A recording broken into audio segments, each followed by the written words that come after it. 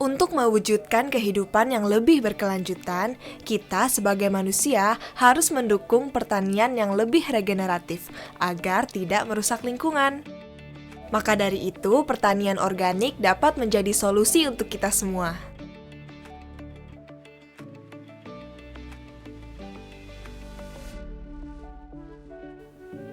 Hal-hal yang akan kami bahas di video ini meliputi yang pertama, definisi dari pertanian organik dan pertanian komersial. Yang kedua, syarat-syarat pertanian organik. Ketiga, kelebihan pertanian organik. Dan keempat, kekurangan atau kelemahan pertanian organik. Pertanian organik merupakan sistem bertani atau berkebun yang berusaha untuk mengembalikan semua jenis bahan organik ke dalam tanah dalam bentuk residu dan limbah tanaman maupun ternak untuk pasokan nutrien bagi tanaman. Sistem pertanian organik juga dapat didefinisikan sebagai suatu sistem yang didasari oleh ekologi, seperti pengendalian organisme pengganggu tanaman dengan cara biologis dan menghindari penggunaan bahan kimia sintetik dalam produksi tanaman. Tujuan utama dari pertanian organik adalah menggunakan bahan dan praktik budidaya yang dapat mendorong keseimbangan lingkungan secara alami untuk meningkatkan kesehatan dan produktivitas serta saling ketergantungan antara tanah, tanaman, hewan, dan manusia. Sementara itu, pertanian komersial adalah sistem pengelolaan usaha tani yang berorientasi pada pasar dan ekonomis. Bentuk pertanian komersial dapat berupa penganekaragaman usaha tani, seperti berbagai jenis tanaman melalui sistem tumpang sari atau integrasi usaha tani, berupa tanaman dengan ternak, dan spesialisasi usaha tani, seperti tebu, karet, kopi, kelapa sawit, dan sebagainya, yang sering dikenal dengan sebutan tanaman industri.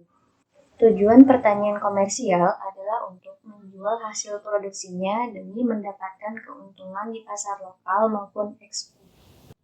Syarat-syarat pertanian organik untuk tanaman segar dan produk tanaman. Yang pertama, harus ada periode konversi pada lahan yang akan digunakan. Periode konversi adalah proses perubahan suatu sistem pertanian konvensional menjadi pertanian organik. Umumnya, lahan bekas pertanian konvensional harus mengalami periode konversi paling sedikit 2 tahun sebelum penebaran benih, atau untuk tanaman tahunan minimal 3 tahun sebelum panen pertama produk organik. Tujuan dilakukannya produk konversi adalah agar cemaran atau residu bahan terlarang yang berada dalam tanah berkurang, serta diharapkan dapat menjadi masa adaptasi bagi petani dalam melakukan pertanian organik. Yang kedua, benih yang digunakan harus bersifat dan bersertifikat organik. Benih tidak boleh diawetkan dengan pestisida, fungisida, atau hormon-hormon sintesis lainnya. Selain itu, penggunaan benih dari hasil rekayasa genetika juga tidak diperkenankan untuk sistem pertanian organik. Yang ketiga, pemeliharaan manajemen lahan pertanian harus jelas.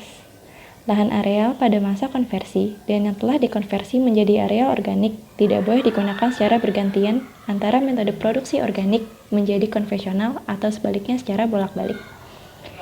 Yang keempat, terdapat batas pemisah yang jelas pada hasil produk. Hasil produksi harus memperhatikan pembatas, penanganan, pengemasan, dan penyimpanan yang jelas, sehingga tidak terjadi pencampuran antara hasil produk organik dan non-organik.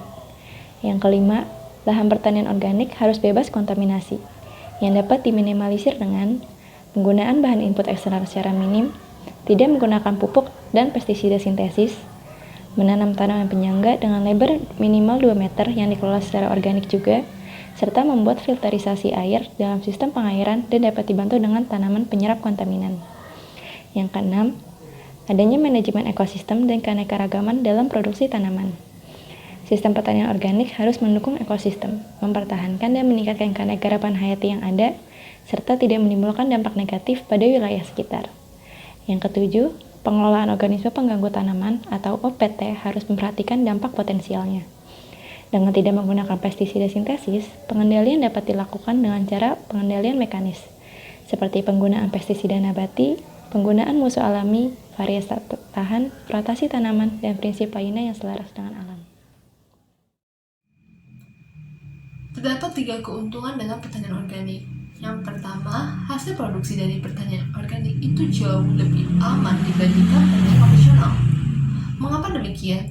Dalam pertanian organik, kita tidak menggunakan bahan kimia sama sekali seperti pestisida, insektisida, dan beberapa bahan kimia yang biasa ditemukan dalam pertanian konvensional.